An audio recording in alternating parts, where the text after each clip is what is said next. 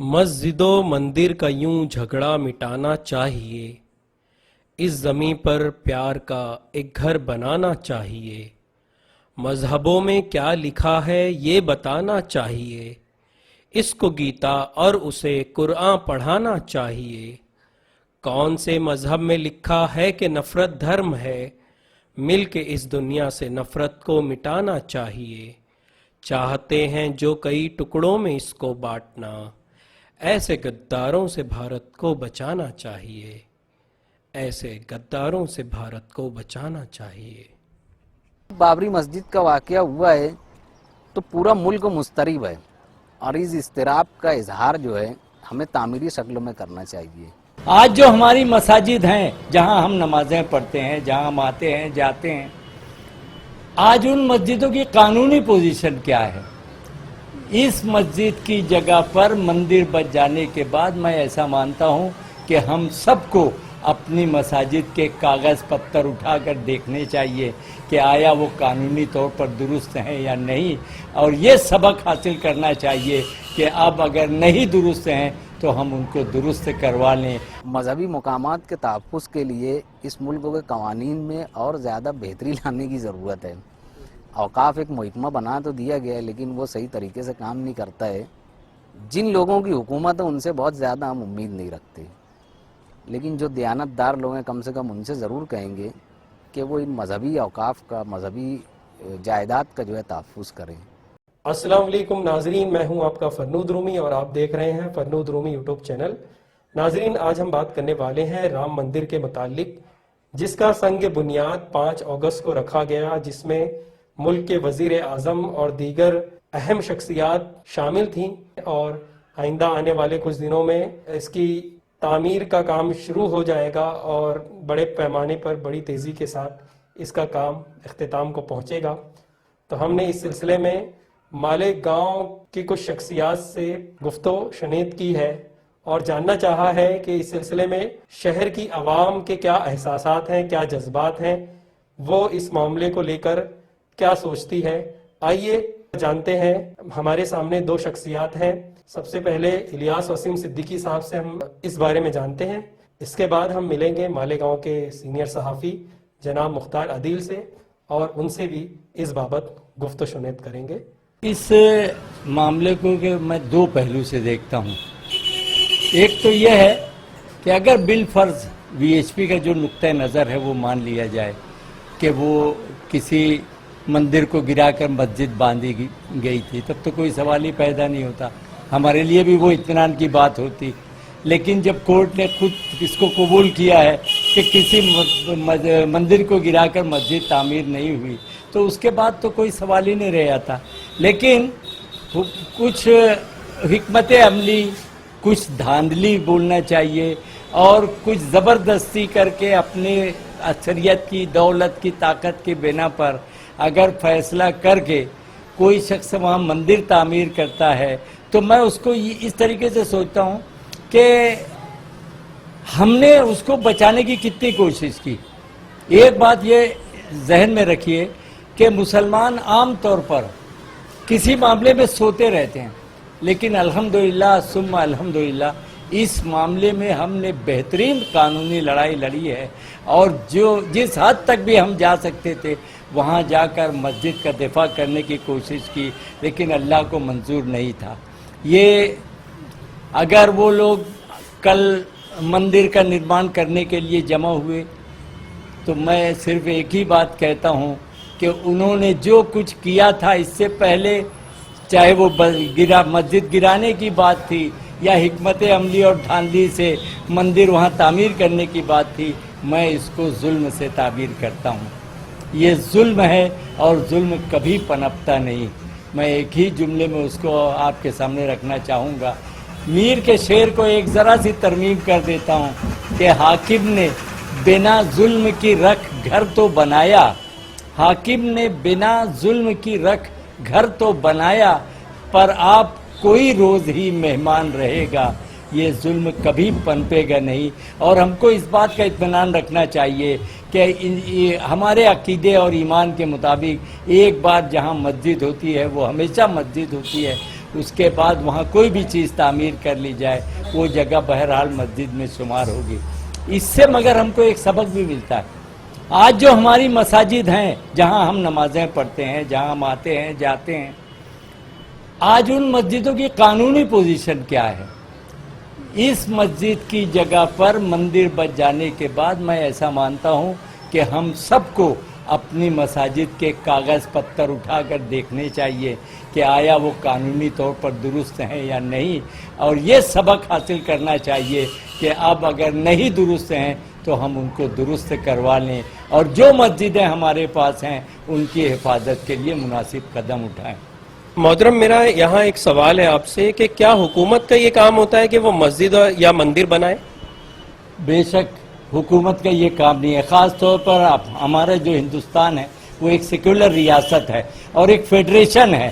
وہاں پر مختلف مذاہب کے مختلف علاقوں کے لوگ رہتے ہیں.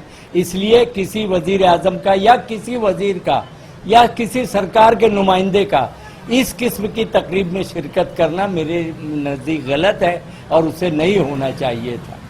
یہ ہماری روایت، ہماری پرمپراؤں کے بالکل خلاف بات ہے. 5 اگست 2020 کو ایودھیا میں، اتر پردیش کے ایودھیا میں رام مندر کا شیلا نیاس کیا گیا. اس واقعے کو لے کر جس طریقے سے ملک کا انصاف پسند طبقہ ایک اضطراب میں مبتلا ہے، اسی اضطرابی کیفیت سے مالیگاؤں بھی دوچار ہے. مالیگاؤں انصاف پسندوں کا شہر ہے. یہ ہمیشہ سے فرقہ پرستی کے خلاف رہا ہے، اور جب وقت آیا ہے ضرورت کے مطابق اس شہر نے فرقہ پرستی کے خلاف آواز بھی اٹھائی ہے اور مضبوط طریقے سے آواز اٹھائی ہے. اس کی مثال آپ یوں سمجھیے، 6 دسمبر 1992 کو بابری مسجد شہید کی گئی. اس سے پہلے 19 جولائی سن 1992 کو مالیگاؤں کی عوام راستے پر اتر کر کے ملک کی عوام کو یہ باور کرا رہی تھی، اور اس وقت ارباب اقتدار سے یہ مطالبہ کر رہی تھی مالیگاؤں شہر کی عوام کہ بابری مسجد کا تحفظ کیا جائے، اس کے وجود کو خطرہ لاحق ہے. جس خدشے کا اظہار مالیگاؤں شہر کی عوام نے 19 جولائی 1992 کو راستے پر آ کر کے کیا تھا، وہ دردناک منظر، عملی شکلوں میں وہ دردناک منظر 6 دسمبر 1992 کو پوری دنیا نے دیکھا. تو یہ شہر فرقہ پرستی کی لہر کو سب سے پہلے محسوس کرتا ہے، ناانصافی کی لہر کو سب سے پہلے محسوس کرتے ہیں یہاں کے لوگ، اور فرقہ پرستی کے خاتمے کے لیے غیر فرقہ پرست لاکھوں شہریان مالیگاؤں راستے پر اترتے ہیں. تو جس طریقے سے 5 اگست کے واقعے پر اس ملک میں رہنے والے تمام مذاہب کے ماننے والے ہمارے بھائی جو انصاف کا نظریہ رکھتے ہیں، جو سیکولر نظریہ رکھتے ہیں، جو رواداری کے ساتھ رہنا اور بسنا چاہتے ہیں، جو اس ملک کی سبھیتا کو باقی رکھنا چاہتے ہیں، اس ملک کی کثیر جہت تہذیب کو باقی رکھنا چاہتے ہیں، آج ان کا دل جس طریقے سے جو محسوس کر رہا ہے وہی مالیگاؤں کا بھی احساس ہے. اس وقت ہمارے ساتھ جو ہے اس ملک کے کروڑوں وہ لوگ ہیں جو انصاف پسند ہیں، اور وہ کلمہ گو نہیں ہے لیکن انصاف پسند ہے. اور جو واقعہ ایودھیا میں اس ملک کے وزیر اعظم کی موجودگی میں بلکہ ان کی عملاً شرکت سے ہوا ہے، اس واقعے پہ ہمارے احساسات جو ہیں یہ دبائے بھی نہیں جا سکتے. ہم نے اس واقعے سے کچھ سبق بھی سیکھا ہے اور کچھ مستقبل کی منصوبہ بندی بھی ہم کو کرنا چاہیے. عہد وسطیٰ کی اگر آپ تاریخ پڑھیں تو سن 1528 عیسوی میں مغل بادشاہ بابر ظہیر الدین کے سپہ سالار میر باقی نے ایودھیا کے غیر متنازع مقام پر بابری مسجد بنوائی. وہاں پر باضابطہ عبادت ریاضت ہوتی رہی، کوئی تنازع نہیں تھا. 1949 میں وہاں پر راتوں رات مورتیاں رکھوانے کا واقعہ ہوا، اس کے بعد وہاں پر تالا لگا دیا گیا. 1984 میں پورے ملک میں رام جنم بھومی مکتی آندولن شروع کیا گیا، کیونکہ اس وقت تک سب لوگ یہ ماننے لگے تھے کہ ایودھیا رام جی کی جائے پیدائش جو ہے وہاں پر بابری مسجد بنائی گئی ہے. تو پورے ملک میں فرقہ پرست طاقتوں نے رام جنم بھومی مکتی آندولن شروع کیا. 1986 میں بابری مسجد کا تالا کھولا گیا. 1987 میں اردو کے ایک مشہور صحافی معصوم مراد آبادی نے وہاں کا دورہ کیا. یہ تالا کھلنے کے بعد پہنچنے والے پورے ملک کے پہلے اردو صحافی تھے، جنہوں نے بعد میں ایک کتاب بھی لکھی ہے، منظر عام پر آئی بابری مسجد آنکھوں دیکھا حال. یہ بتاتے ہیں کہ 1990 سے باضابطہ عام ہندوؤں کو پوجا پاٹ کی اجازت دے دی گئی. نماز پڑھنے کی وہاں کوئی اجازت نہیں تھی، لیکن دوسرے مذہب کے ماننے والوں کو پوجا پاٹ کرنے کی اجازت دی گئی، اور 6 دسمبر 1992 کو دن کے اجالے میں بابری مسجد شہید کر دی گئی. اور سن 2020 میں 5 اگست سن 2020 میں ہم نے دیکھا کہ وہاں پر رام مندر کے لیے شیلاناس کا پروگرام ہو گیا. سن 1528 سے سن 2020 تک کا واقعہ تقریباً 500 سال پر محیط جو تاریخ ہے، اگر آپ اس کے ایک ایک صفحات دیکھتے جائیں گے، بلا مبالغہ ہم یہ بات کہتے ہیں کہ 1857 میں جب یہاں انگریزوں کا تسلط ہو گیا، اس تسلط کے بعد سے لے کر کے تقسیم وطن کے کچھ پہلے تک بابری مسجد کا کوئی تنازع نہیں تھا. جیسے ہی وطن کی آزادی کے ساتھ انڈیا پاکستان بننے کے دن قریب آتے گئے، یہ بابری مسجد کا مسئلہ بھی اچھلتا چلا گیا. اس سلسلے میں ایک معمر صحافی مولانا یاسین اختر مصباحی کی رائے سے اتفاق کرتا ہوں کہ عالمی سطح پہ مسلم دشمن طاقتوں نے 2 مسئلے پیدا کیے. ایک تو مشرقی وسطی میں فلسطین میں قبلہ اول بیت المقدس کا مسئلہ جو ہے پروان چڑھایا. دوسرا بر اعظم ایشیا میں سینٹرل ایشیا کا سب سے بڑا لیڈ کنٹری مانا جاتا ہے انڈیا، یہ قائد ملک ہے بھارت، یہاں پہ بابری مسجد کا معاملہ پیدا کر دیا گیا. اور بابری مسجد کے معاملات کے ساتھ ہی آگے چل کر کے آگے کے وقتوں میں جو ہے متھرا میں عیدگاہ اور مسجد کا مسئلہ پیدا کر دیا گیا. جس طریقے سے بابری مسجد کے بارے میں روایتیں گڑھی گئی ہیں، اسی طریقے سے اب ملک کے دوسرے حصوں میں بھی جو تاریخی مقبرے ہیں، جو تاریخی مسجدیں ہیں، تاریخی عبادت گاہیں، اس کے بارے میں بھی روایتیں گڑھی جا رہی ہیں. ہم دیکھ چکے ہیں کہ اس سے پہلے تاج محل کے بارے میں بھی کچھ فرقہ پرست طاقتوں نے زہر افشانی کی. اب حالات ایسے آ گئے ہیں کہ حکومت ہند ان تاریخی مقامات کا تحفظ کرے. ہم جس جگہ پر کھڑے ہوئے ہیں یہ بذات خود ایک تاریخی جگہ ہے. یہ مالیگاؤں شہر کا زمینی اور تاریخی قلعہ ہے.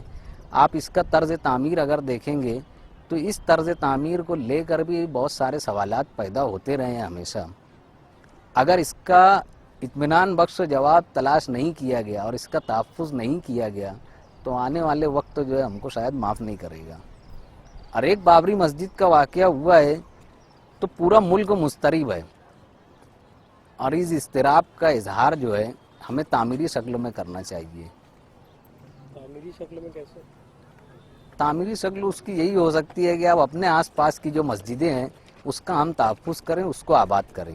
مذہبی مقامات کے تحفظ کے لیے اس ملک کے قوانین میں اور زیادہ بہتری لانے کی ضرورت ہے. اوقاف ایک محکمہ بنا تو دیا گیا ہے لیکن وہ صحیح طریقے سے کام نہیں کرتا ہے. جن لوگوں کی حکومت ہے ان سے بہت زیادہ ہم امید نہیں رکھتے، لیکن جو دیانت دار لوگ ہیں کم سے کم ان سے ضرور کہیں گے کہ وہ ان مذہبی اوقاف کا، مذہبی جائیداد کا جو ہے تحفظ کریں. کسی شاعر نے ایک شعر کہا تھا، اپنے کعبے کی حفاظت ہمیں خود کرنی ہوگی، اب ابابیلوں کا لشکر نہیں آنے والا. کیا حکومت کا یہ کام ہے کہ وہ مندر اور مسجد بنائے؟ یہ ملک ہمارا جو ہے یہ سیکولر ہے. اگر آپ کانسٹیٹیوشن آف انڈیا پڑھیں گے یا دستور ہند پڑھیں گے، نصابی کتابوں میں بھی یہ ہوتا ہے کہ ہم اس غیر مذہبی سیکولر اسٹیٹ کے رہنے والے ہیں. ہم خود جب اپنے آپ کو غیر مذہبی بولتے ہیں تو مذہبی معاملات میں اتنی زیادہ شدت کا مظاہرہ کرنے کی کیا ضرورت ہے؟ وزیر اعظم کی اس تقریب میں شرکت جو ہے اس بات کا میسج بھی تو ہے کہ سرکاری سرپرستی میں رام مندر تعمیر ہو رہا ہے. اس کو دوردرشن سے لائیو ٹیلی کاسٹ کروایا گیا اور عدالت نے وہاں ٹرسٹ بنا کر کے حکم دیا ہے جو بھی کام کاج کرنا ہے ٹرسٹ بنا کر کے کیا جائے. تو جب عدالتی حکم پہلے سے موجود ہے تو وزیر اعظم صاحب کا وہاں جانا، جو پورا ملک جس معنی میں سمجھ رہا ہے ہم بھی اسی معنی میں سمجھ رہے ہیں. کسی بھی سرکار کا کام جو ہوتا ہے وہ عبادت گاہ کی تعمیر نہیں ہوتا ہے. اس کی حفاظت اور تحفظ ہو سکتا ہے، اس کی بقا اور استحکام کے لیے عملی اقدامات ہو سکتے ہیں، عملاً شرکت نہیں ہو سکتی ہے. یہ سیکولر اسٹیٹ اور غیر مذہبی ملک میں یہی مانا جاتا ہے، اور اگر یہ نہیں مانا جا رہا ہے تو ہمیں سوچنا پڑے گا کہ یہ ملک کس رخ پہ جا رہا ہے.